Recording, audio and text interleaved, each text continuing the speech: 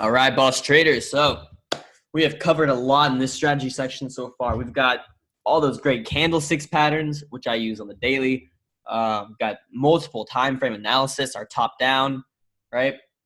We've gone over indicators, the EMA wave formation bands.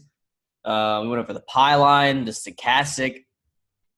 Let's see. And now we're gonna go over real briefly. We're gonna go over stop losses, which I think Tom already covered in his intro videos, but I'm gonna go over them a little more, just slightly more in depth. All right. And then we're gonna cover something. Probably one of the most important videos on this is profit taking. All right. And so this is profit taking is going to pretty much be the same no matter what time frame you're trading on, if that makes sense. So, what I mean by that is regardless of if you're day trading or you're swing trading or you're core trading, it's all going to be the same. All right. I did not want that all to be so big or in red, but that's okay. All right. So I'm going to be going over mainly just because I think it'll apply to the most people, the swing trading. Okay. But again, for day trading, for core trading, long-term investing, it's exactly the same. Nothing's different, right? It's all the same with the candle setups, the EMA bands, cycles, everything. It's all the same, okay? And for each of these, for day trading, your main trading time frame, 15-minute. Swing trading, it's the daily. For core trading and long-term investing, it's the weekly, okay? So again, I'm just going to be going over this as if you're a swing trader, but if you're a day trader, it's identical. You're just going to be on lower time frames, right? And same thing goes for core trading, just, an opposite. It's going to be higher time frames, weekly, monthly, stuff like that. Okay. So, but before we do profit taking, I want to hit stops real quick because it's really important. Most of you guys know, if you've watched the candlestick video, just to put your stops below candle setups, but that's not the only stop we have. Okay. So I'm going to go over, I guess I'll go over 3 here. Okay. Now the initial stop in a trade is always key. It sets your ultimate risk point on the trade. And it really helps to remove so much of the emotion from the trading process.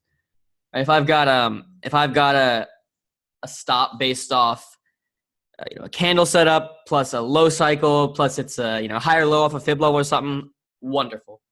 I don't have to have an emotion about it. Price is telling me everything I need to know, and price is telling me where to put my stop and where the trade is invalidated.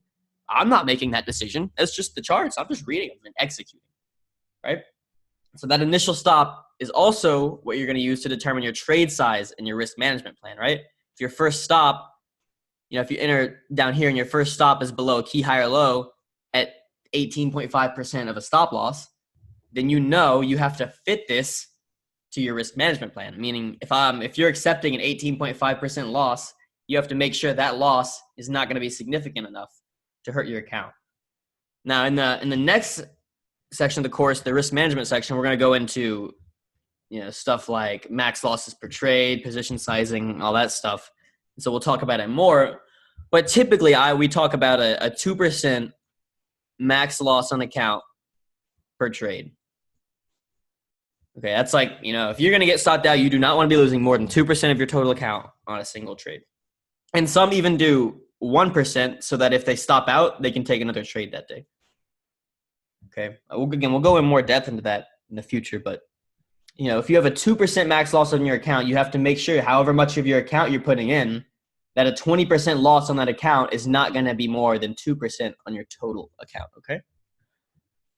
So that's why the initial stop is really important, because it's going to tell you where your trade's invalidated, right? And you'll also start to notice there's this unavoidable trade-off between a near stop and a far stop.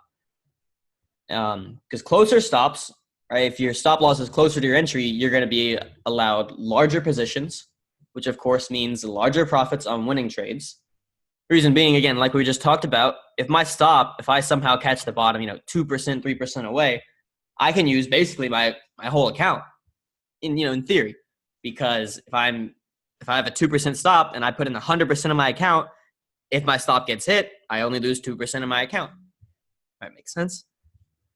So So yeah, closed stops will allow larger positions, i.e. larger profits on winning trades, while further stops will result in a higher probability of a win on a smaller position size. Making sense? So now, most important part, of course, where do we place these stops? So I would, again, there's tons of ways you can do stops, but I'm going to go over mainly 3 types, which are fixed percentage stops. And that's essentially saying, kind of like what I'm talking about. Oh, I'm always going to take a hard 3% stop, no matter what. It's always going to be a 3% stop. If I enter here and the low is 5% away, that's too bad. My stop's only 3%.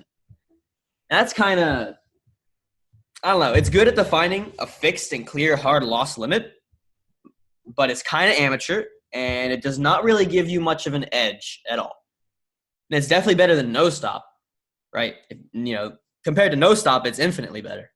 But compared to the next 2 stops we're going to talk about, I personally would not recommend it unless it's the only stop you're using, right?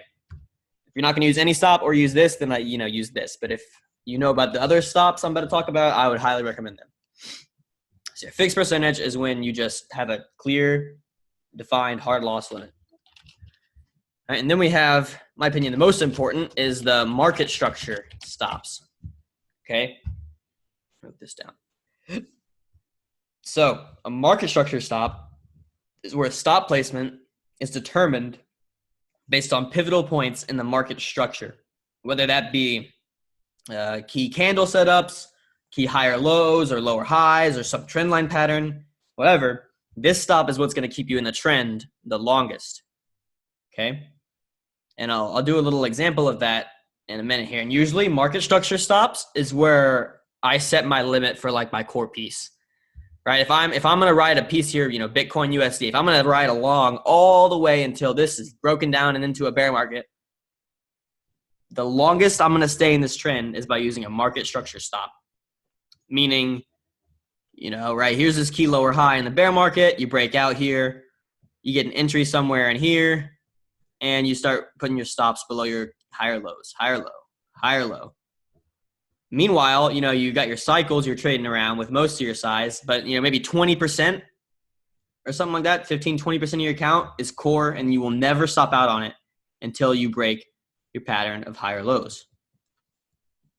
And you can see here, that would keep you in the trend all the way until here. Right? So you would have been in this entire trend with 20% of your piece, not worrying about, oh, well, is it going to stop here? Is it going to end here? You don't care. Unless your stop comes all the way down and gets hit, you don't care. And that's called letting the market take you out. Again, what does this do?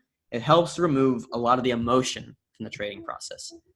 And truly, look, it keeps you in the trend till the very end when it flips into a bear. Right? So that's my favorite, and I think the most important. And then the one you'll use the most often, the last one, I'm not going to type it. It's a cycle stop, right? And this is the most important stop for the bulk of your day trade or swing trade size, okay? We want to be fluid. We want to adjust with the market through time, meaning most of our size is in on the cycle cross, and most of it's out on the cycle cross, okay? And so it doesn't mean you can't buy any before or sell any before, but you want most of your size, 80% of your day trade or swing trade size, to be in and out with the cycle crosses. That's going to make you the most money, and that's going to allow you, if you got all these cycles compromising this uptrend, and you just buy here and sell here, that's great, right? Maybe you buy 1 Bitcoin, you sell 1 Bitcoin, you make a good bit of money. Or you buy 1, maybe you sell 0.5, maybe you buy a little bit back, maybe you sell some more, maybe you buy a little bit back, so on and so forth, so on and so forth. Now you got 6 Bitcoin. That's much better. Or 3, it doesn't even matter. Anything more than just that 1 Bitcoin, and you're adding and reducing via your cycles, have now really made you some money, right? And so that's the cycle stop for the majority of your day trade or swing trade size. You want that to be your focus, okay? And we'll talk about this in depth here. I'm going to go look at some charts. We'll look at Bitcoin, and then we'll look at one altcoin. We'll look at Ripple. Okay.